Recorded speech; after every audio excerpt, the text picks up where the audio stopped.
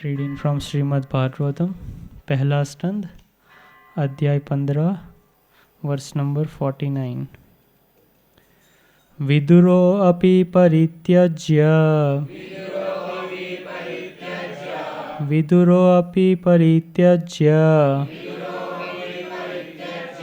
प्रभासे देहमात्मनः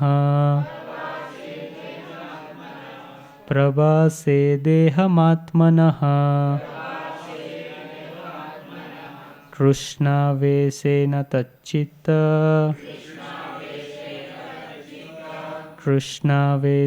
तच्चित्त पितृभिः स्वयं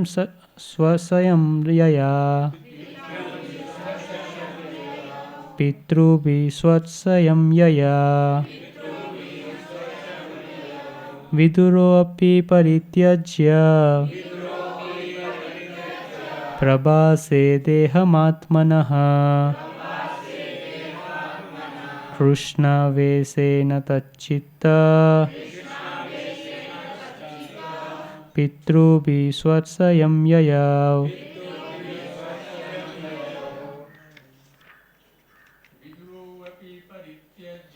विदुरोऽपि परित्यज्य प्रभासे देहात्मनः कृष्णावेशेन तच्चित्तः पितृभिः स्वयं ययो। विदुरोऽपि परित्यज्य प्रभासे देहमात्मनः कृष्णावेशेन तच्चित्त पितृभिः स्वयं ययो। विदुरोऽपि परित्यज्य प्रभासे देहमात्मनः कृष्णावेशेन तच्चित्त पितृभिः स्वयं ययो। शब्दार्थ: विदुरः महात्मा विदुर महाराज युधिष्ठिर के चाचा, अपि भी परित्यज्य त्याग कर, प्रभासे प्रभास नामक तीर्थ स्थल में देहमात्मनः अपना शरीर श्री कृष्ण परमेश्वर आवेशेन उसी विचार में लीन होकर तथा उनका चित्त विचार तथा कार्य पितृभिः पितृलोक के निवासियों सहित स्वयं अपने निजी धाम को ययौ चले रहे। अनुवाद तात्पर्य श्रील प्रभुपाद के द्वारा।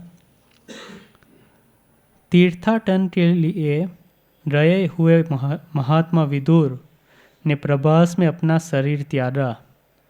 चूंकि वे भगवान श्री कृष्ण के विचार में मग्न रहते थे, अतएव उनका स्वागत पितृलोक के निवासियों ने किया, जहाँ वे अपने मूल पद पर लौट गए।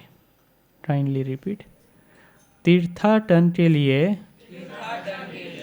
गए हुए महात्मा विदुर ने प्रभास में अपना शरीर त्यागा।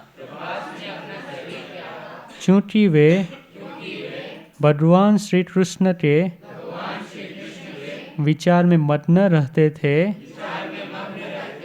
अतएव उनका स्वागत पितृलोक के निवासियों ने किया, जहाँ वे अपने मूल पद पर लौट गए।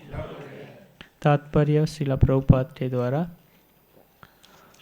पांडवों तथा महात्मा विदुर में अंतर इतना ही है कि पांडव श्री भगवान के नित्य संगी है, लेकिन महात्मा विदुर पितृलोक के प्रशासक देवताओं में से एक है और यमराज के रूप में जाने जाते हैं।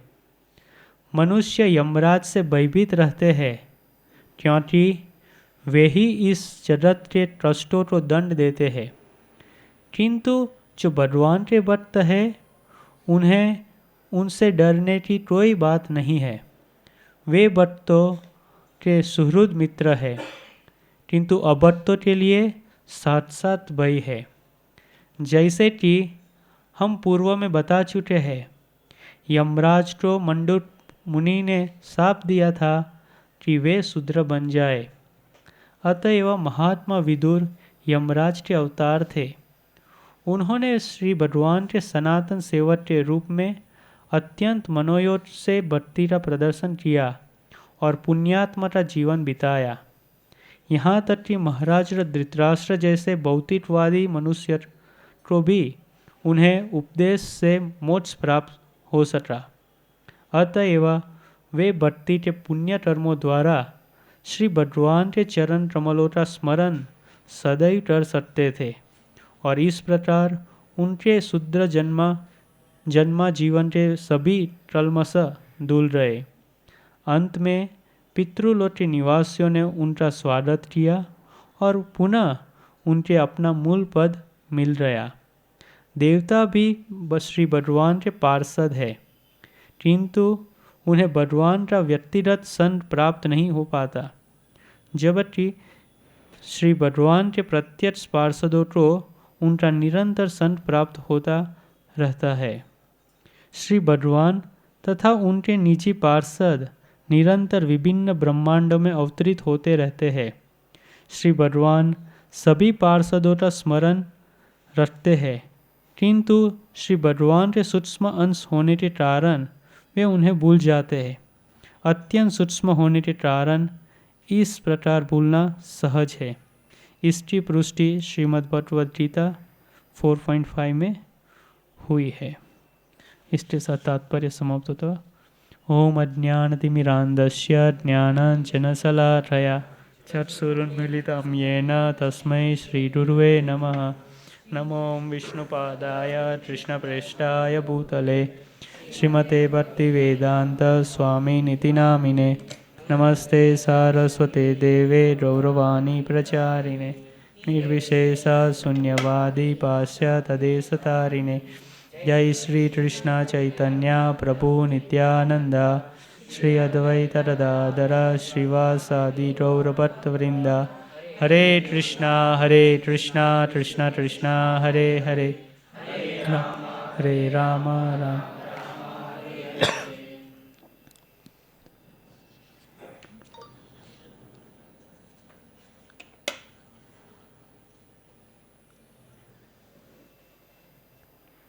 हरे कृष्णा। सो हम श्रीमद् भागवत के पहला स्कंद अध्याय 15 जिसका नाम है पांडवों की सामयिक निवृत्ति और उसका जो श्लोक नंबर है 49। उसके बाद अभी 2 और वर्ष है। इसके बाद ये जो अध्याय है ये पूर्ण हो रहा है। तो आप सब ने सुना है, हम पढ़े भी इसमें ये अध्याय में कि महाभारत युद्ध पूरा हो जाने के बाद धृतराष्ट्र युधिष्ठिर को राजा घोषित किया गया था, है ना। और पूरे महाभारत युद्ध में सभी कौरव का वध हो गया था। एक ही बचे थे, ये धृतराष्ट्र कौरव की साइड से एक ही ये बचे थे। तो अभी जो धृतराष्ट्र है वो युधिष्ठिर महाराज उनको अपने राज्य में ही रखते हैं क्योंकि वो उनके चाचा थे और उनका ख्याल रख रहे थे। अभी आज का जो वर्ष है तो उसमें बता रहे हैं विदुर के बारे में। तो विदुर कौन था? शास्त्र में बताया विदुर भी धृतराष्ट्र का भाई था, चाचा नहीं था। हाँ, वो दुर्योधन का चाचा था, पांडव का चाचा था, बट धृतराष्ट्र का क्या था? वो भाई था, छोटा भाई था। तो विदुर के बारे में प्रभुपाद जी बताते ये परपट में, जो विदुर था वो यमराज थे। अपने पूर्व जन्म में कौन थे वो? यमराज। तो यमराज कैसे इस भौतिक संसार में आके विदुर का देह प्राप्त किया, तो उसके पीछे एक बहुत ही बड़ी भगवान की लीला है कि ये जो विदुर, एक बार क्या हुआ, एक ऋषि था मंडक मुनि। तो अपने आश्रम में वो हमेशा बैठ के भगवान पे ध्यान करते थे।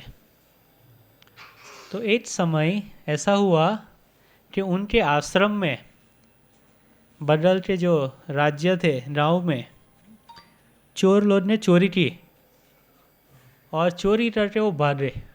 तो उनके पीछे वो राजा के जो सिपाही थे वो भी उनको चेस करके आ रहे थे। तो ये चोर लोग ये मंडूक मुनि के आश्रम में घुस गए और वहाँ पे सहारा ले लिया, छुप गए वहाँ पे। मंडूक मुनि को ये पता नहीं है, वो तो अपना ध्यान में बैठे, और ये चोर लोग आके उनके आश्रम में छुप गए। तो जो राजा के सिपाही लोग थे वो भी ये चोर का पीछा कर रहे थे। तो पीछा करते करते करते वो लोग भी आश्रम में आए। तो उनको शक हुआ कि पक्का ये चोर लोग है वो इस आश्रम में सहारा लिया लग रहा है। तो वो आश्रम के अंदर जाते। अब ये सिपाही लोग भी आए तो भी वो मांडुक मुनि को पता, क्यों?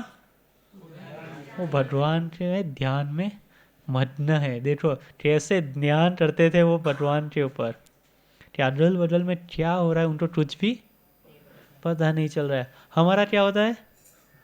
हम भगवान का नाम जब करते क्या होता है? भगवान का नाम में ध्यान रहने की जगह पे मन पूरी दुनिया में चलता है। हम इधर बैठे तो भी अभी हमारा मन चंचल इतना है, अभी आज प्रसादम क्या हो रहा, आज डर जाके क्या करना है, कितने माला बाकी है मेरे, है ना, किससे मिलना है, बहुत सारा मन चल रहा है। बट मांडुक मुनि को अपने भगवान में जब ध्यान रह रहे थे उतने मशगूल हो रहे थे कि उनको कुछ भी अदल बदल मन में कुछ विचार नहीं आ रहा है, एकदम स्थायी थे। तो बाद में ये सिपाही लोग आए उनके आश्रम में। आश्रम में आने के बाद वो अंदर रहे और वो चोर लुटेरे को पकड़ लिया।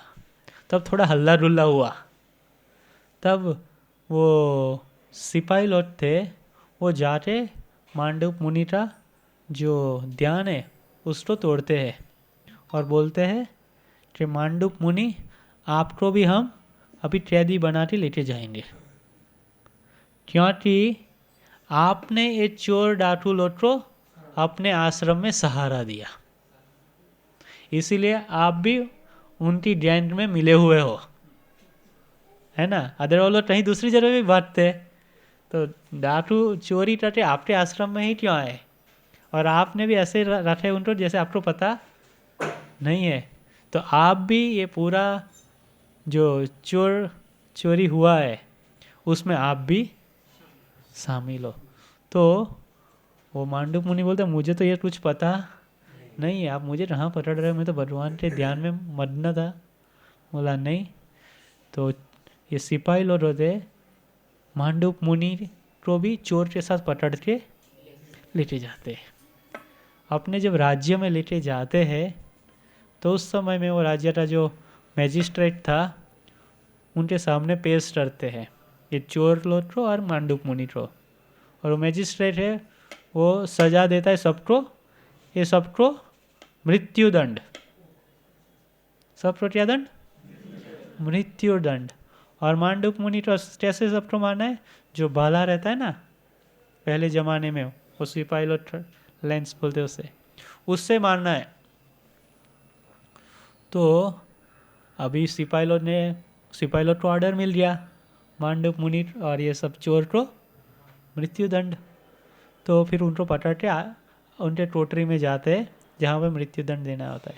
तो ये जो न्यूज़ है वो राजा है उस तक पहुँचती है कि हमारे राज्य में ऐसा चोरी हुआ था और ये डाकू लोग ने मंडूक मुनि के आश्रम में आश्रय लिया था और उनको पकड़ के सिपाही लोग आए और राजा के जो मैजिस्ट्रेट है उन्होंने ये पनिशमेंट घोषित कर दिया, मृत्युदंड। तो राजा एकदम विचलित हो गया, अरे क्या किया मेरे मैजिस्ट्रेट ने, मंडूक मुनि तो बहुत ही बड़े महात्मा है, उनको ऐसा दंड कैसे दे दिया।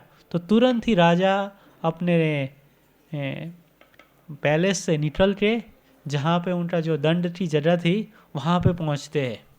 वहाँ पहुँचते ही वो सब सिपाहियों को रोकते हैं, ऐसा मत करो, और जाके मंडूक मुनि के मिलते हैं और उनको क्षमा मारते हैं कि हमसे ये गलती हो रही, आप बुरा मत मानो। मेरे जो मैजिस्ट्रेट थे उनको पता नहीं था आप कौन हो, महात्मा हो, तो उन्होंने आप ऐसी बड़ी गलती कर दी।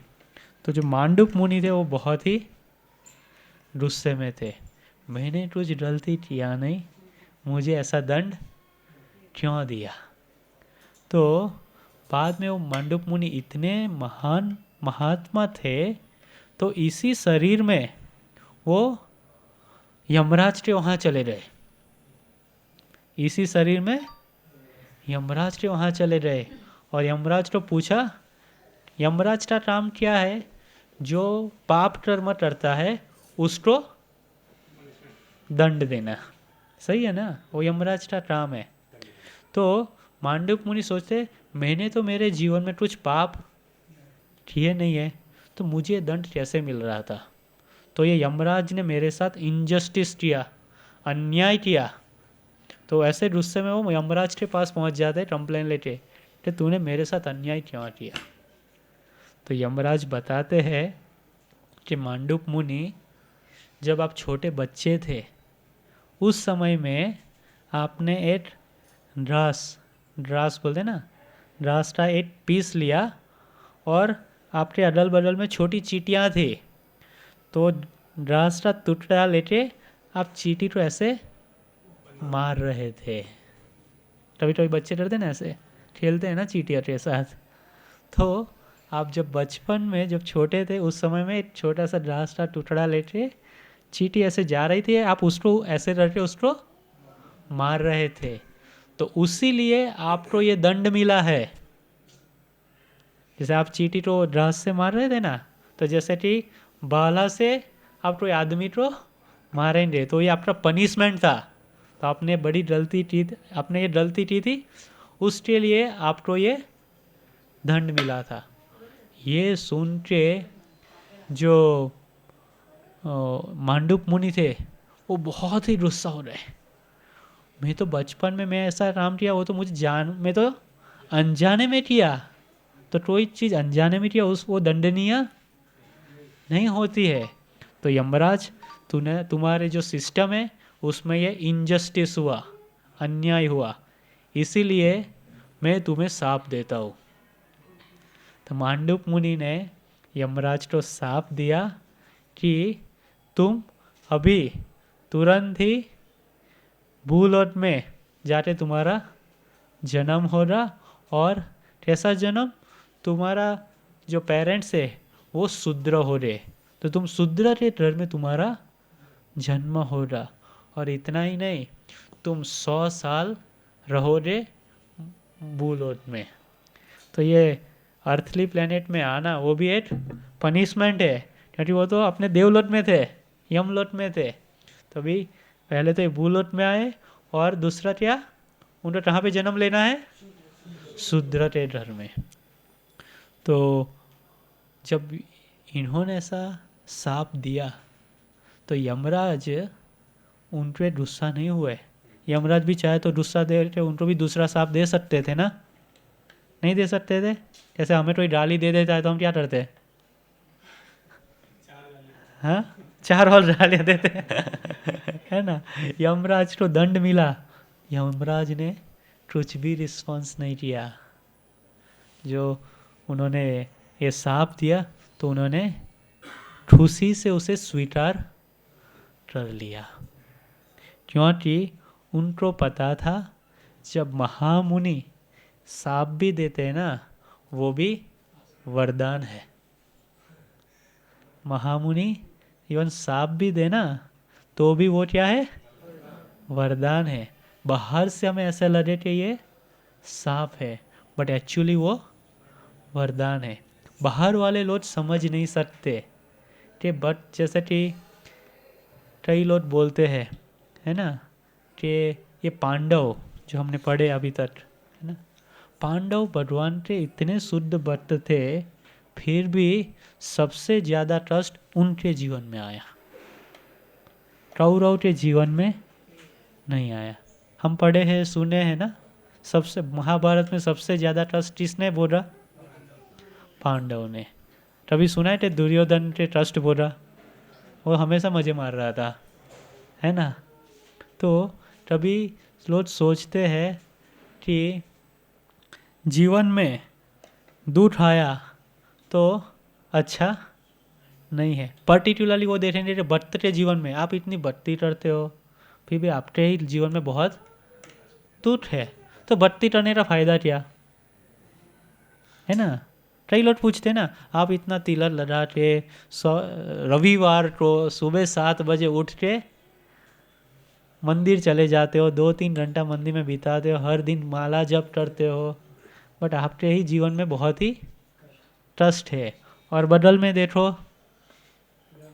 वो कुछ नहीं करता है, भक्ति वक्ति कुछ नहीं करता है, बस अपनी इंद्रिय तृप्ति में डूबा हुआ है, फिर भी वो मस्त है, खुश है। उसके पास हर दिन, उसके हर महीने उसका बिजनेस में प्रॉफिट होता है, बढ़ता ही जा रहा है।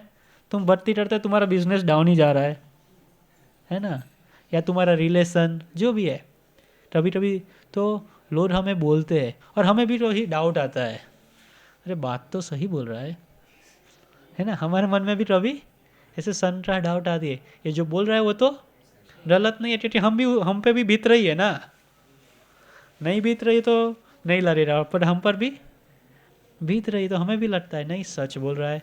फिर बाद में वो धीरे से बोले रहा, ये भक्ति करने का कोई फ़ायदा नहीं है, ये सब टाइम वेस्ट है। इसकी जगह पे रविवार को तुम अपनी काम पे चले जाते तो 1000-2000 रुपया कमा लेते, है ना, ओवर टाइम कर लेता संडे को। ये भक्ति करने का फ़ायदा क्या है। तो वैसे ही जब वो यमराज इतना अपना ड्यूटी अच्छे से निभा रहे हैं, फिर भी उनको ये मुनि ने आके साप दे दिया। ऐसा साप कि जब भी तुम बुलट में जाओ और शूद्र के घर पे आपका जन्म हो रहा। भागवत में बताते हैं जो यमराज है वो एक महाजन है। देर आर टोटल 12 महाजन है। कितने? 12 महाजन में एक महाजन है यमराज। तो महाजन को ऐसा श्राप दे दिया। तो प्रभुपाद जी एक जगह पे बताते हैं यमराज ने ये श्राप क्यों बिना आर्ग्यू, बिना गाली दिए, बिना उनको श्राप दिए एक्सेप्ट कर लिया, क्योंकि यमराज का जो काम है ना, वो जो पापी लोग है उसको दंड देना है। और इस संसार में इतने सारे पापी लोग हैं, ये संसार पापियों से भरा हुआ है। और पापियों से खाली भरा हुआ नहीं है, ये पापी भी इतने पाप करते हैं असंख्य, हर दिन हर मोमेंट में। तभी यमराज को सब अकाउंट मेंटेन करना पड़ता है। बहुत डिफिकल्ट जॉब है है ना। पहले तो संसार पापियों से भरा हुआ है और पापी हर कदम में, हर दिन, हर सेकंड पाप कर रहे। तो यमराज को तो रात को नींद भी नहीं होता है उसका पूरा सबका अकाउंट मेंटेन करके रखना है। और इतना तक कि हर एक को जो जो पाप किया है हर पाप के लिए दंड देना है। जैसे कि हम विदुर का सुना, वो बचपन में एक चींटी तो एक ग्रास लेके ऐसे जस्ट मार रहा था, उसका भी नोट करके रखा है। तूने तुम्हारे जीवन में ऐसा बचपन में किया था, अभी समय आया है तुम्हें इसको भुगतने का। तो इतना मेंटेन करके रखना है, बहुत बड़ा काम है यमराज का। तो ऐसा काम करते करते करते ना वो भी परेशान हो जाते हैं। ये क्या है सुबह शाम है ना, सभी पाप ही आते रहते हैं, कोई भी एक वक्त भी नहीं आता है मेरे वहाँ पे। इनका काम निपटाते निपटाते मेरा पूरा जिंदगी चला जा रहा है। मुझे भी भगवान की भक्ति करनी है ना, वो भी यमराज है, वो भी महाजन है, तो उनको भी भगवान की भक्ति करनी है। और भगवान की भक्ति में सर्वश्रेष्ठ गीता में भगवान बताते हैं, एंड ऑफ गीता में अर्जुन को, कि जो मेरे ये जो भगवान के उपदेश है ना, वेदास में, भगवद गीता में, भागवत में, उनका जो प्रचार करेगा वही मेरा सर्वश्रेष्ठ भक्त है। उससे बढ़कर कोई भक्त नहीं है इस संसार में, गीता में कृष्ण बताते हैं। तो यमराज भी भगवान के बड़े भक्त है, लेकिन उनको भगवान का नाम का प्रचार, भगवान की लीला का प्रचार ये करने का मौका ही नहीं है। क्यों? क्योंकि उनका काम है सभी पापी जीवा को दंड देना, मारना नहीं, उनको दंड देना, और ऐसा दंड देना जितना उन्होंने खराब किया है उतना ही देना। ऐसा नहीं तूने छोटा किया तो तुम्हें बड़ा दंड दे दो, तो बहुत ही एक्यूरेट पनिशमेंट देना है। तो ये ट्रट ट्रट वो भी थक जाते हैं। तो जब भी ऐसा उनको श्राप मिला ना, वो बहुत ही खुश हो रहे, हाँ अप्पा अभी काम से थोड़ा छुट्टी मिला तो ये महात्मा ने मुझे बहुत ही बड़ा वरदान दिया है कि अभी तुम भूमि लोक में जाओ और वहाँ जाके भगवान का नाम का थोड़ा प्रचार करो है ना। तो वो खुशी खुशी इधर आते हैं, और उनका भी जन्म कहाँ पे हुआ? शूद्र के घर में। तो और वो जो शूद्र थे वो ये पांडव जो है ना, उनका जो पिताजी थे उनका एक दासी के साथ से वो विदुर का जन्म हुआ था। ये विदुर जी जो थे तो यमराज विदुर के रूप में आए, ओके, और वो यंगर ब्रदर थे धृतराष्ट्र के। क्योंकि उनका दासी पुत्र में शूद्र के वहाँ पे जन्म हुआ था, तो उसीलिए उनको जो कौरव के वंश का जो हेरिडिटरी जो प्रॉपर्टी था वो उनको नहीं मिला था। पहले पांडु को मिला, पांडु जाने के बाद धृतराष्ट्र को टाइम भी दिया था जब तक पांडु के पुत्र युधिष्ठिर सब लोग बड़े नहीं हो जाए तब तक, और उनके साथ था भीष्म पितामह। तो ये विदुर जी है वो बहुत ही अच्छे से धृतराष्ट्र को हेल्प कर रहे थे। तो धृतराष्ट्र उनसे बहुत ही अटैच थे, लगाव थे उनके प्रति। तो उतना लगाव थे कि धृतराष्ट्र ने थोड़ा बहुत प्रॉपर्टी वो विदुर को भी दिया था, और उनको दासी पुत्र होने के बावजूद भी अपने राज्य में एक राजा के समान रख रहे थे। तो बाद में पर ये जो विदुर जी थे वो तो यमराज थे, उनके मन में तो पूरा धर्म फॉलो करना ही था। तो और ये धृतराष्ट्र थे वो उनको हमेशा एक ही सोच था कि कैसे मैं ये पूरा जो प्रॉपर्टी है, राज्य है, मेरे पुत्र दुर्योधन के नाम पे कर दूँ। तो बहुत बार विदुर जी ने उनको समझाया कि धृतराष्ट्र ने बहुत बहुत गलत काम किए पांडव लोग के साथ, उनको अलग अलग प्रकार से मारने का, और सब आपको पता है। हर बार विदुर जी थे उनको समझाते ऐसा मत करो, यह तुम गलत काम कर रहे हो, है ना, हर बार बताते थे। बट जो पांडव धृतराष्ट्र था उनके मन में कुछ भी समझ नहीं आ रही। एक बार ऐसा हो गया कि वो क्या बोले, द्रौपदी का वस्त्रहरण हुआ, और उसके बाद आपको पता है क्या हुआ, और पांडव को वनवास भेज दिए। उसके बाद जब पांडव वापिस 14 साल में वो अज्ञातवास में पकड़े नहीं रहे, तो बाद में ये कुरुक्षेत्र का युद्ध अनाउंस हुआ। उस समय में भी विदुर ने जाके धृतराष्ट्र को समझाया ये युद्ध मत करो पांडव के साथ, ये सही नहीं है, उनको 5 विलेज दे दो। बट फिर भी धृतराष्ट्र नहीं मान रहा था। और उतना ही नहीं, वो जो दुर्योधन था वो आके विदुर का है इंसल्ट करता है, तो विदुर जी को बहुत ही बुरा लगता है। तो उनको ये कुरुक्षेत्र युद्ध में भाग नहीं लेना था, तो वो राज्य छोड़ के चले जाते हैं पिलग्रिमेज पे। कहाँ चले जाते? पिलग्रिमेज में चले जाते, तीर्थ यात्रा करने चले जाते। वही यहाँ लिखा है कि तीर्थाटन के लिए महात्मा विदुर ने प्रभास में आए, तो तीर्थ यात्रा पे वो चले जाते हैं। तीर्थ यात्रा में जाते तो वहाँ पे उनको मैत्रेय ऋषि मिलते। वहाँ मैत्रेय ऋषि के साथ बहुत ही बड़ा संवाद होता है, वो भागवत में आगे आप पढ़ोगे। और फिर बाद में वो वापस आते हस्तिनापुर। जब वो हस्तिनापुर वापस आते हैं तो यहाँ कुरुक्षेत्र का युद्ध समाप्त हो गया और उन्होंने देखा कि सभी कौरव का वध हो गया। युधिष्ठिर अभी राजा घोषित हो रहे। बाद में आज जो धृतराष्ट्र था वो युधिष्ठिर के राज में रह रहे। तो अभी विदुर जी धृतराष्ट्र को उपदेश दे रहे कि धृतराष्ट्र, मैंने तुम्हें बताया था तुम गलत रास्ते पे जा रहे हो, पर तूने मेरा काम नहीं सुना, इसीलिए देखो अभी तुम्हारे सभी पुत्र मर गए और अभी तुम्हें ऐसा जीवन जी रहा पड़ रहा है कुत्ते के जैसा।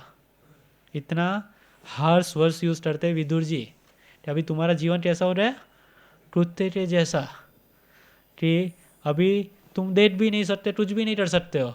बट विदुर युधिष्ठिर बस तुम्हें बस खाना दे रहा है, तो तुम कुत्ते के जैसा जी रहे हो। उससे अच्छा है तुम ये राज्य छोड़ के चले जाओ, अभी संन्यास ले लो तुम, एंड भगवान में अपना जीवन, भगवान में ध्यान करने में अपना जीवन बिताओ, ऐसे कुत्ते जैसा जीवन मत जियो।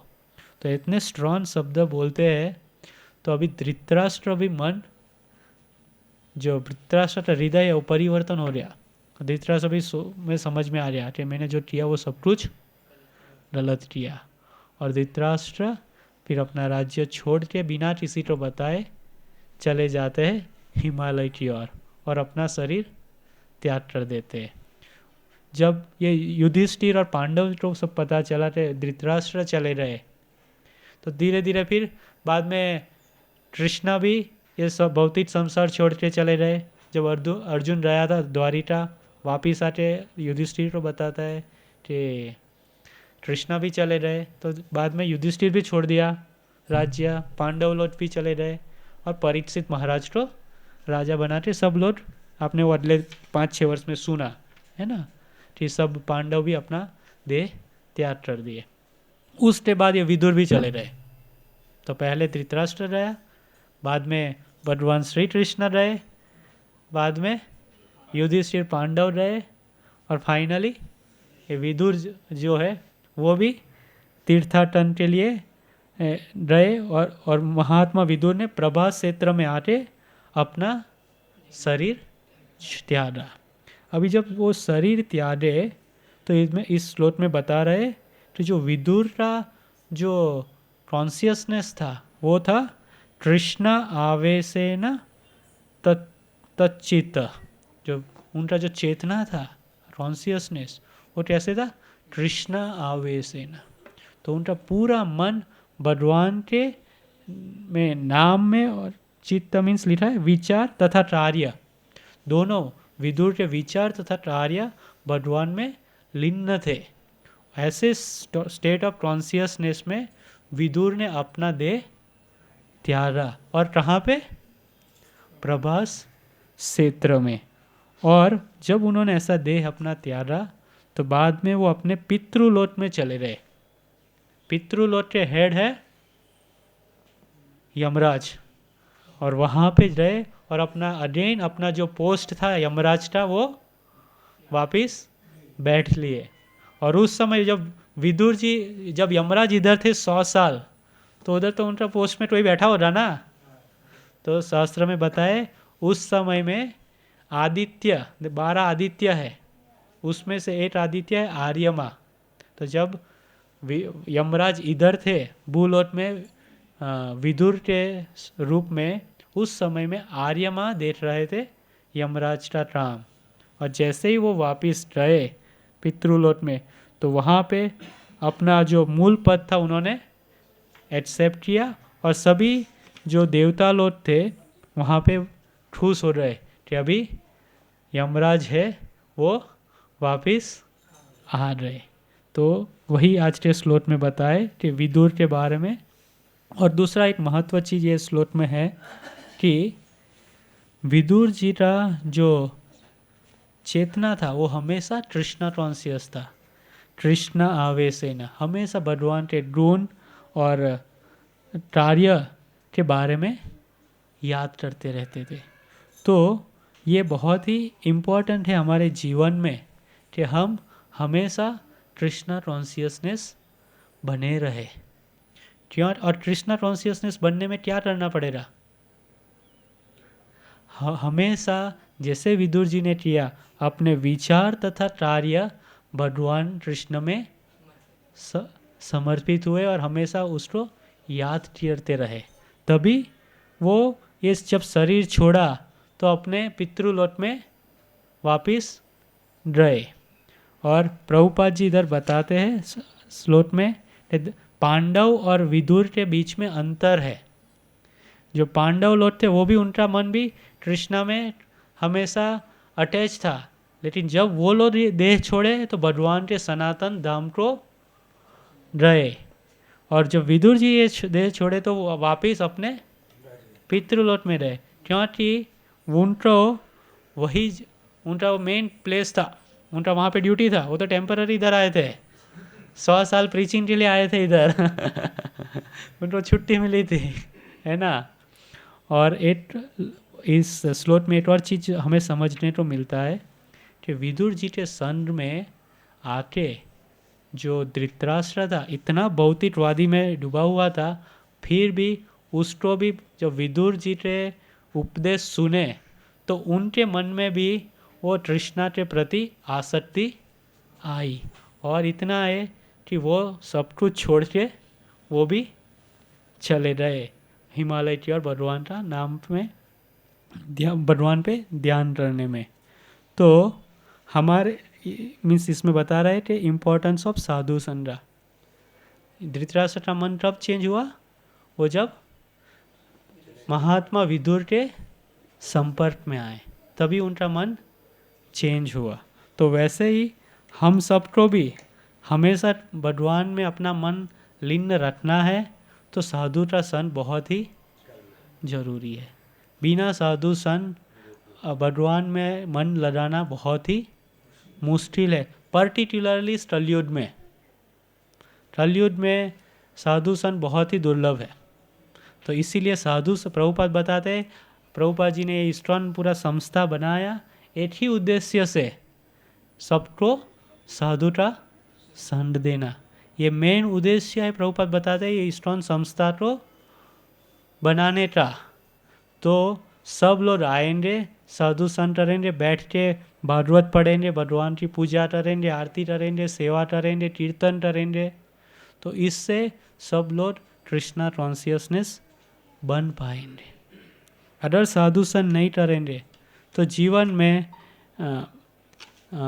कृष्णा कॉन्शियसनेस बने रहने में बहुत ही मुश्किल है। आप सब लोग तो पता है ना, बाहर रहते हो कितना लोग है, हमें बहुत ही क्या बोले, कृष्णा कॉन्शियसनेस प्रैक्टिस करने से हमें दूर ले जाना चाहते हैं, है ना। हर टाइम हमें क्या बोले, डिस्ट्रैक्ट करने के लिए और हमें हमेशा डिस्करेज करने के लिए बहुत ही लोग मिलते हैं। तो कंटिन्यूस एनकरेज रहने के लिए ये आध्यात्मिक जीवन में साधु का संग बहुत ही ज़रूरी है। जैसे कि एक प्रभुपाद की एक हम लीला बताते हैं कि साधु का थोड़ा संग भी रहने से ना हम कृष्ण कॉन्शियसनेस में आगे बढ़ सकते हैं। एक प्रभुपाद के समय में एक प्रभुपाद जी का लीला है ये, लॉस एंजल्स अमेरिका में प्रभुपाद जी ने एक बड़ा सा मंदिर बनाया था। वहाँ बहुत सारे भक्त थे, 200 भक्त थे उस समय में मंदिर में। और उस मंदिर के बगल में एक छोटा सा बगीचा था, गार्डन था।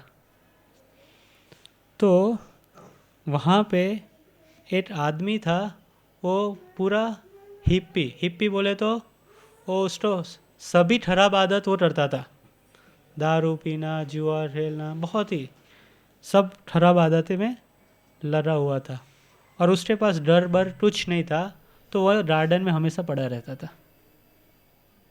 तो एक बार क्या हुआ, उसको बहुत ही भूख लगा, तो इधर उधर देख रहा कुछ है नहीं, तो नज़दीक में ये मंदिर है, तो मंदिर में जाके बाहर बैठा रहा, सोचा कि कोई कुछ मुझे दे रहा।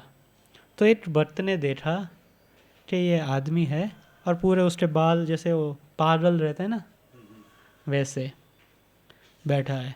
तो आके बोला, भैया तुम इधर क्यों बैठे हो बाहर? तो बोला, मैं भूखा हूँ, मुझे कुछ खाना दे दो। तो भक्त अंदर से जाके महाप्रसाद लेके आता है और इनको देता है। अब जब महाप्रसाद मिला, वो खाते, उसे इतना अच्छा लगता है कि हर दिन अभी आना चालू कर दिया। बट कैसे आएगा, वो मंदिर के अंदर नहीं आएगा, वो मंदिर के बाहर ही दरवाजे पे बैठा रहेगा। और उस समय में वो भक्त बाहर आएगा, देखेगा क्या हुआ, प्रसाद खिला दो, थोड़ा भूख लगा है। तो ऐसे एक हफ्ता चला, हर दिन वो आदमी को, वो जो डिवोटी है, महाप्रसादम दे रहा है। एक हफ्ते बाद उस मंदिर में श्रीला प्रभुपाद आते हैं। तो प्रभुपाद जी का एक रूटीन था हर दिन का, सुबह मंगला आरती के बाद भक्तों को लेके मॉर्निंग वॉक में जाते थे। तो नियर बाई जो भी गार्डन होता था वहाँ पे, या कभी कभी सी पर भी जाते थे, बीच पे। तो उस दिन प्रभुपाद जी बोले कि चलो आज ज़्यादा दूर नहीं जाना है, यहाँ नज़दीक ही गार्डन है, वहाँ पे जाएंगे। तो प्रभुपाद मंगला आरती के बाद 4-5 भक्तों के साथ वो गार्डन में मॉर्निंग वॉक के लिए जा रहे हैं। तो उस समय में जो ये ये आदमी था, हिप्पी, वो एक छोटी सी झाड़ी में अंदर घुस के बैठा है, किसी को पता नहीं चले ऐसा। तो उसने दूर से देखा कि भक्त लोग आ रहे हैं, और ऐसे आ रहे हैं कि उसी चीज़, वो जहाँ बैठा है उस साइड में ही आ रहा है। तो बस उसको एक ही चीज़ दिख रहा है, भक्तों के पैर। और झाड़ी में अंदर छुप के बैठा है ना, तो आदमी तो कौन है पता नहीं, बट उनको ड्रेस से पता चल गया कि ये डिवोटी आ रहे हैं, मंदिर वाले। तो उसने दूर से प्रभुपाद के भी लोटस फीट का दर्शन किया, है ना कि आ रहा है ये लोग, मेरे साइड ही आ रहा है। तो अंदर छुप के बैठा है, और जैसे ही वो झाड़ी के बगल में आते हैं प्रभुपाद और 2-3 भक्त लोग, तो तुरंत ही अंदर से एकदम बाहर आता है, और उसे पता नहीं कौन है, आते ही सीधा प्रभुपाद जी के चरण पकड़ लेता है। उसे पता नहीं कौन है, और वो सोचा मैं कोई भक्त है, तो सारे सीधा ही जाके उनके चरण पकड़ लेता है। और बगल में जो 2-3 भक्त है वो देखते हैं, वो जो 2-3 लोग थे उसी में से एक भक्त था जो ये आदमी को हर दिन महाप्रसादम दे रहा है। वो शॉर्ट हो गया इसे देख के, अरे ये तो पागल आदमी है। प्रभुपाद के पैर, उसे ऐसे लग रहा है प्रभुपाद का पैर पकड़ के खींच लेगा, उनको गिरा देगा। तो उसने वो आदमी को पकड़ के साइड पे फेंक दिया और बोला कि आज के बाद तुम हमारे मंदिर में नहीं दिखना नहीं चाहिए। क्या कर देगा पता नहीं, पागलपन में। तो बाद में फिर वो आगे चल जाते और मॉर्निंग वॉक में जाते। अभी ये जो आदमी है, पागल आदमी हिप्पी, वो उठ के जनरली दोपहर में जाता था मंदिर में राजभोग महाप्रसादम पाने के लिए। अभी सुबह जल्दी उठ गया तो अभी सुबह चल रहा, जाके मंदिर में वहीं उसी जगह पे जाके बैठ गया, दरवाजे के ऊपर, दरवाजे के बाहर। अभी प्रभुपाद अपने भक्तों के साथ मॉर्निंग वॉक करके वापिस आते। जब वापिस आते तो अगेन वो हिप्पी को वहाँ पे देखते बैठा हुआ। फिर से वो जो भक्त था गुस्सा हो गया, अरे इसको बोला मंदिर में नहीं आना, अभी देखो उसकी हिम्मत, अभी आके सुबह ही बैठ गया ये। तो वहाँ फिर से वो जाता है वो आदमी के पास और बोलता है चले जाओ इधर से तुम। तो आदमी थोड़ा डर के बाहर जाता है। प्रभुपाद जी भक्तों के साथ मंदिर में जाते, दर्शनार्थी अटेंड करते हैं। बाद में गुरु पूजा होती है। गुरु पूजा के बाद थोड़ा कीर्तन होता है। बाद में प्रभुपाद अपने व्यासासन में बैठ के प्रेम जय राधा माधव गाते हैं। जय राधा माधव पूरा हो जाने के बाद प्रभुपाद प्रेम ध्वनि करते हैं, है ना। जब प्रभुपाद प्रेम ध्वनि करते हैं तो भक्त लोग क्या करते हैं? हाँ, जय ध्वनि जब करते हैं प्रभुपाद तो भक्त लोग क्या करते हैं? हम सब क्या करते हैं? नहीं, कीर्तन कहाँ करते हैं? सब लोग नमस्कार करते हैं ना, है ना। कीर्तन करते हो? कौन कीर्तन करता है प्रेम ध्वनि के समय? प्रेम ध्वनि के समय क्या करते हैं सब भक्त लोग? नमस्कार करते ना, प्रणाम करते हैं और जयकार करते हैं। तो सब भक्त लोग, माता जी, प्रभु जी, सब लोग लेटे हुए हैं और ये आदमी आता है, अरे अच्छा मौका है, सब लोग सो रहे हैं। उससे लग रहा है सब लोग सो रहे हैं।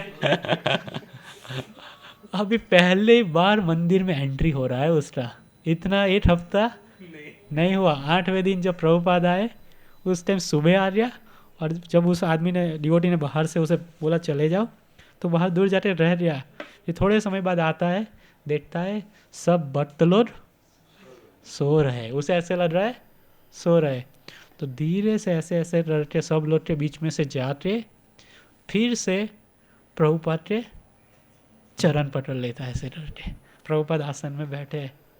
सिर्फ फाइनली जब प्रभुपाद बोलते हैं कि राधा वहाँ पे रुक्मणी द्वारिकाधीश मंदिर, रुक्मणी द्वारिकाधीश की जय, फाइनली पूरा होने के बाद सब लोग ऐसे खड़े होते हैं।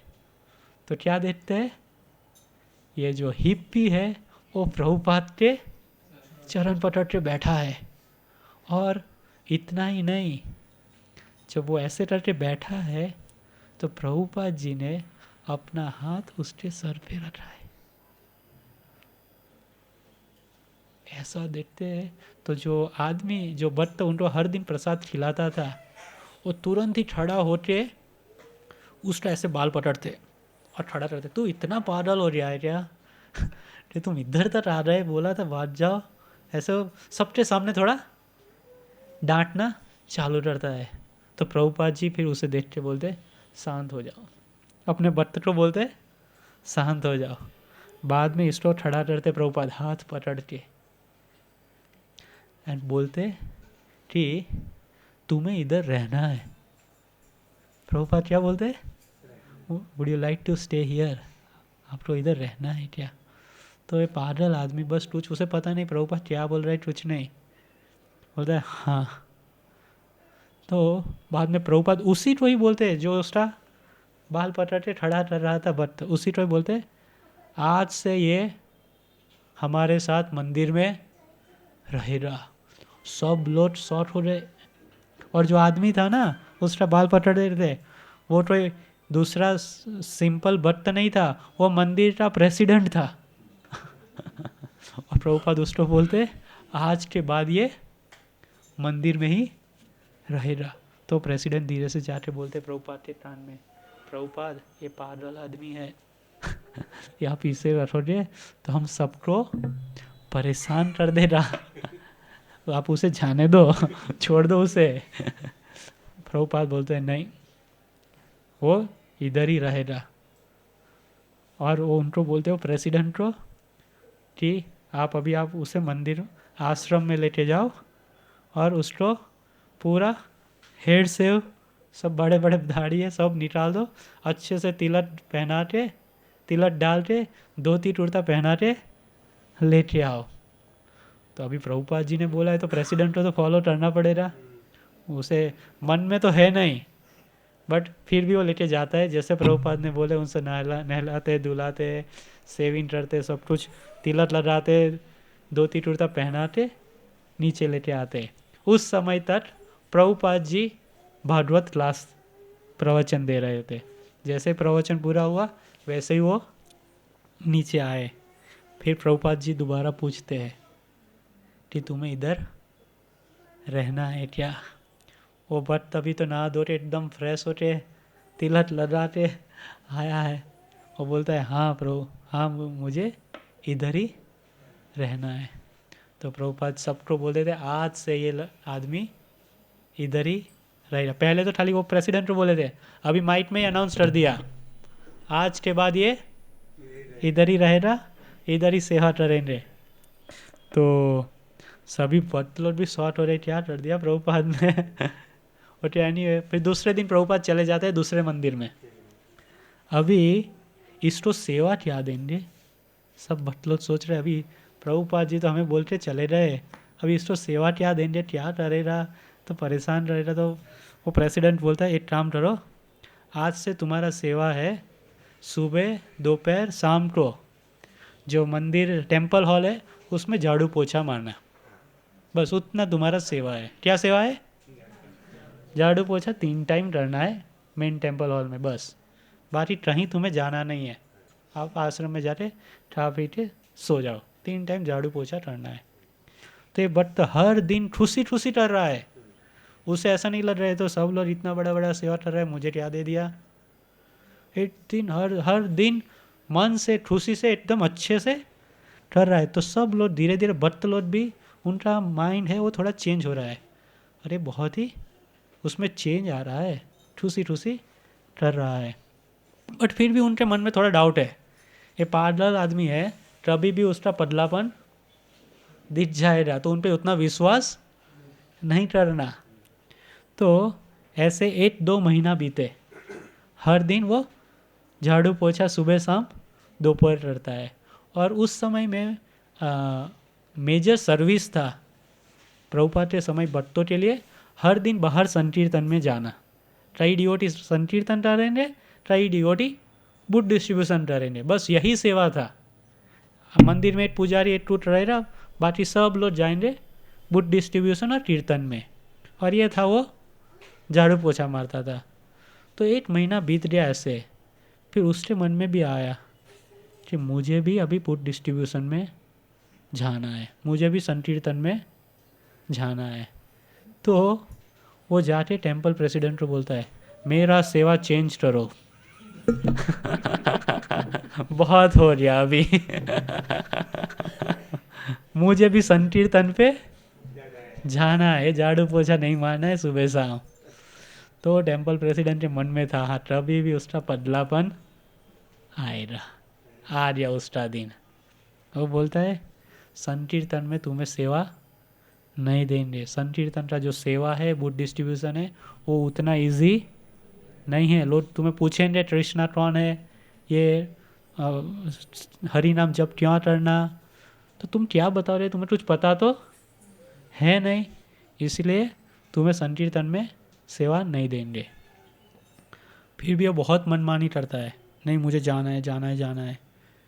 तो वो टेम्पल प्रेसिडेंट सोचता है वो एक काम करते हैं, एक दिन जाने दो उसे, ये जाएगा तो समझ में आएगा, ये इतना इजी नहीं है। तो बोलते ओटे तुम इतना जिद कर रहे हो, कल जाना भक्तों के साथ और देखो कैसे होता है। और वो प्रेसिडेंट के मन में एक और विचार भी आया कि अगर वो जाएगा और उसे बहुत ही डिफ़िकल्ट लगेगा तो शायद वो अपने आप छोड़ के मंदिर चला जाएगा, तो हमें उससे छुटकारा मिल जाएगा। तो उसे बोला ओके कल रेडी हो जाए ना, सुबह 9 बजे प्रसादम के बाद संकीर्तन में भक्तों के साथ जाना। ये भक्त तो इतना खुश हो गया, अरे वाह, आज उसे ऐसे लग गया कि मुझे जीवन में मुझे भगवान कृष्ण मिल रहे, इतना खुश हो गया। कल मैं संकीर्तन के लिए बाहर जाऊँगा। हमें कोई बोले प्रभु आज बुक डिस्ट्रीब्यूशन में जाना है, प्रभु बहुत डिफिकल्ट है ना। और ये तो ऐसा खुश हो गया कि उसे भगवान खुद मिल रहे। दूसरे दिन सुबह फटाफट 3-4 बजे उठ के मंगल आरती खत्म करके अपना जब पूरा करके रेडी हो गया प्रसादम पाके। अभी सब भक्त लोग अपना सामान और सब लेके आ रहे हैं लंच बॉक्स। तब तक तो ये जो भक्त है वो जाके गाड़ी में जो संकीर्तन का जो वाहन था उसमें पहले ही ड्राइवर के सीट के बगल में ही जाके बैठ जाता है। अभी सब लोग आ रहे हैं उससे पहले वो जाके बैठ गया। उसके मन में था अगर मैं लेट जाएगा तो ये लोग मेरे लिए जगह नहीं रहेगी। वाहन फुल हो जाएगी तो मुझे छोड़ के चले जाएंगे ये लोग, बोलो जगह नहीं है कल आना। तो ऐसा चांस नहीं लेना है, मैं पहला ही जाके बैठ जाऊँगा।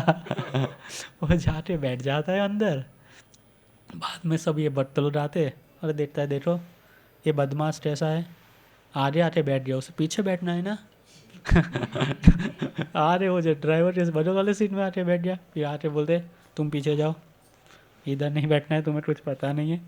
तो फिर वो पीछे जाके बैठ जाता है वाहन में। फिर वो लोग जाते वो प्रीचिन का उस समय में क्या था, ऐसे वाहन में जाएंगे बदतलब, थोड़े बदतलब अपने हाथ में किताब लेंगे, झोले में भी बैग में किताब लेंगे, कई लोग कीर्तन करेंगे। तो आगे आगे कीर्तन पार्टी चलेगी, पीछे पीछे बुक डिस्ट्रीब्यूशन। और कभी कभी ऐसा होता है थोड़ा समय बाद बुक डिस्ट्रीब्यूशन वाले थोड़े दूर दूर भी अलग अलग दिशा में भी जाते हैं, तो टीम बना लेते, 2-2 डिवोटी का, 3-3 डिवोटी का ऐसे। तो अभी ये जब लोग वहाँ एक जगह पे पहुँचे और वहाँ से अभी वो लोग अपनी किताबें अपने बैग में डाल रहे हैं, कई लोग अपने हाथ में, तो सब रेडी हो रहे। उस समय में ये जो भक्त था, जो हिप्पी, वो क्या करता है, बिना किसी को बताए एक बैग उठा के भाग जाता है और किसी को पता नहीं चला कि पीछे से बैग लेके किताब भरा हुआ किताब बैग लेके भाग गया। और इधर ये सब लोग बिजी है सब अरेंजमेंट में। थोड़े समय बाद वो लोग अपना टीम बनाते, ओके तुम्हारे टीम में ये 2 डिवोटी ऐसे। तो वो बोले वो कहाँ गया, वो दिख नहीं रहा है। तो कोई डिवोटी बोला अच्छा हुआ चला गया, छुटकारा मिल गया, वो होता तो परेशान करता हमें। तो बाद में एक डिवोटी ने धीरे से वो जब अरेंज कर रहा था किताब, तो उसने देखा, चेक करते समय पता चला अरे ये खाली चला नहीं गया है, ये तो एक पूरा बैग उठा के भाग गया है। देखो वो पता ही था ये चोर जैसा आदमी है, आज उसका असली रंग था दिख रहा, मौका मिला ऐसे चोरी कर दिया उसने। तो सब लोग अभी क्या कर सकते, छोड़ो अभी भाग गया तो भाग गया, किताब लेके वाला क्या हो रहा, ज़्यादा से ज़्यादा जिसको भी दे रहा वो भगवद गीता ही तो है। तो ऐसे सोच के फिर वो अपना अपना टीम बनाने में, अपना डिस्कशन में लगे हुए हैं। और थोड़े समय बाद ये लोग जब डिस्कस कर रहे हैं ऐसे 10 वो ज़्यादा से ज़्यादा आधा घंटा, उस समय में आधा घंटे बाद वो भक्त तो वापिस आता है। वो अभी वापिस आता है और जैसे ये लोग देखते हैं बोलते वो आ रहा है। पकड़ लो उससे और पहला काम करना है वो किताब का बैग ले लेना है उससे। पहला काम क्या करना है, उसे पकड़ के किताब का बैग ले लेना, बाद में उसे छोड़ दो, जहाँ जाना है जाओ। हमारी किताब वापस दे दो। तो धीरे से वो 2-3 भक्त लोग उसके पीछे जाके उसको पकड़ लेते हैं और बोलते बैग निकालो, बैग निकालो। तो बैग निकाला तो बैग पूरा खाली, उसमें एक भी किताब नहीं है। तो उसको घसीट के लेके आते हैं सब भक्तों के साथ, देखो ये उसको बैग लेके चला गया, अभी उसमें बैग में एक भी किताब भी नहीं है, खाली बैग आया। तो सब पूछ रहे तूने क्या किया इसका, ये बुक सब कहाँ गई, बता दे, सच सच बता। तो बोला मैंने तो सब बांट दी, आप ही बोला था बुक डिस्ट्रीब्यूशन। आप ही बोला था बुक डिस्ट्रीब्यूशन। तो बुक डिस्ट्रीब्यूशन मैं तो बांट नहीं रहा, इसीलिए आधे घंटे में तो पूरा बैग खाली। तो वो जो लीडर था वो गुस्सा रहा, बोला बेवकूफ, पागल आदमी, बुक डिस्ट्रीब्यूशन ऐसा नहीं कि खाली जाके सबको फ्री में देना है, डोनेशन भी कलेक्ट टरना है। अमरीका में आप सबकी जानकारी के लिए वहाँ पे बुट डिस्ट्रीब्यूशन कैसे होता था कि प्रभुपाद जी ने बताया था स्टाइल, वहाँ पे जाके आप किसी को कन्विंस करके आप उसे बूट दो, पर उसे पैसा नहीं मारना कि ये बूट का कॉस्ट है 500 रुपया 200 रुपया। उनको बोलना कि अब ये किताब रखिए और आप कुछ डोनेशन दीजिए। तो डोनेशन में कोई $5 दे रहा, कोई $10 दे रहा, कोई $2 दे रहा। तो ऐसा नहीं है कि गीता का फिक्स प्राइस 280 350, ऐसे नहीं, कोई आपको 350 दे रहा, कोई 500 भी दे रहा। बट किताब जब भी आप किसी को दो तो उनसे डोनेशन कलेक्ट करना है। और generally people will give more than the price of the book. Sometime वो लोग पूछेंगे कितने का है, तो बोले $5, तो $10 दे देगा ऐसे। तो उन्होंने पूछा ये तो फ्री में नहीं था भैया, डोनेशन कलेक्ट करना है। तो ये बोलता है मैंने किया है ना कलेक्शन। तो सब लोग सॉरी कहाँ कलेक्शन किया, निकालो क्या कलेक्ट किया है। जेब में से इतना बंडल निकालता है डॉलर्स का, सब शॉर्ट हो गया, कहाँ से इतना ज़्यादा लेके आ गया। तुरंत ही उसके हाथ से पैसा ले लेते वो लीडर, पट्टा चोरी किया है इसने कहीं से किसी का जेब कतरी किया है इसने तो उसको पूछते कैसे इतना सारा पैसा आया। तो बोला मैं तो सबको जाके डिस्ट्रीब्यूट किया। तो बोला कैसे डिस्ट्रीब्यूट किया। मैं सबको जाके बोलता है भगवद गीता ले लो और कुछ डोनेशन दे दो। तो वो लोग मुझे पैसे दिए, बस यही पैसा है। तो सब लोग पूछे ओके तूने ऐसा कर दिया, अभी आपके विश्वास में हम तुम पे विश्वास करेंगे, तूने ऐसे ही डिस्ट्रीब्यूट किया है और ऐसे डोनेशन कलेक्ट किया है, पर तूने सबको बताया क्या। तुम्हें तो कुछ पता भी नहीं है, पढ़ना लिखना भी नहीं आता है तुम्हें पता भी नहीं गीता में क्या है। तो ऐसा तो तूने क्या बोला कि सबने किताब ले लिया और आधे घंटे में पूरा बैग खाली करके इतना सारा डोनेशन लेके आए। तो वो बताता है, वो भक्त ऐसे बोला भगवद गीता निकालो, भगवद गीता लेके आओ। तो एक भक्त भगवद गीता लेके आते हैं, फिर वो ऐसे भगवद गीता खोलता है जैसे कि उसको सब कुछ पता है गीता में क्या है ऐसे डर खोल रहा है वो, ऐसे डर खोलता है गीता। फिर बाद में बोलता है कि ऐसे दिखाएगा सबको कि मैं सबको ये प्रभुपाद जी का फोटो दिखाता था और एक ही चीज़ बताता था सबको कि इन्होंने मेरा जीवन परिवर्तन किया। अगर आप ये किताब लोगे तो आपका जीवन भी परिवर्तन हो जाएगा। बोला ये मेरा महामंत्र था, मुझे कुछ पता नहीं है गीता में क्या लिखा है, बट मैं कैसे डिस्ट्रीब्यूट किया, सबको खाली प्रभुपाद जी का फोटो दिखाते कि इन्होंने मेरा जीवन चेंज किया, मैं हिप्पी से हैप्पी बन गया। आप अगर ये किताब लोगे तो आपका जीवन भी हिप्पी से हैप्पी हो जाएगा। तो जब ऐसा उसने he saying this is my महामंत्र, बुक डिस्ट्रीब्यूशन का महामंत्र है ये, हमें कुछ भी इतना एक्सपर्ट होने का ज़रूरत नहीं है। अगर जो भी प्रभुपाद के किताब के संपर्क में आएगा वो as equal as he is associating with Srila Prabhupada. Prabhupada ji बताते हैं कि मैं मेरे पुस्तक में हमेशा अवेलेबल हूँ, जब भी आपको कुछ चाहिए, कभी भी आप दुविधा में हो, जस्ट मेरा पुस्तक उठाइए और पढ़िए, आपकी हर समस्या का हल हो जाएगा। तो यही विदुर जी भी, धृतराष्ट्र फॉर्च्यूनेट था, वो इतना भौतिकवादी में डूबा हुआ था, फिर भी उसके पास विदुर जी का महात्मा का संग था, उसी की वजह से उनके जीवन में परिवर्तन आया। तो हम भी सब बहुत ही भाग्यशाली है, हमारे जीवन में भी श्रीला प्रभुपाद आए, अभी हमें उनका प्रतिदिन संग करना जरूरी है। प्रभुपाद जी ने उनका सन 2 प्रकार से दिया है हम सबको, एक है प्रभुपाद के किताब पुस्तक के द्वारा, दूसरा है प्रभुपाद जी का सन हमें प्राप्त होता है उनकी संस्था में हर दिन मीन्स हर समय रहने से, always been association with the temple. ये 2 चीज़ है प्रभुपाद जी ने हमें दिया है उनका सन के लिए, उनका मंदिर और उनकी किताब। हम हमेशा ये दोनों के चीज़ में सन में रहेंगे तो हमारा जीवन भी धन्य हो जाए। जैसे इधर बताया है कि जब पांडव लोग ये देह छोड़े रहे तो भगवान के सनातन धाम को प्राप्त हो रहे। इसी के साथ हम समाप्त करते। शिला प्रभुपाद की जय, अनंत कोटि वैष्णववृंद की जय, निताय गौर प्रेमानंद, हरि बोल।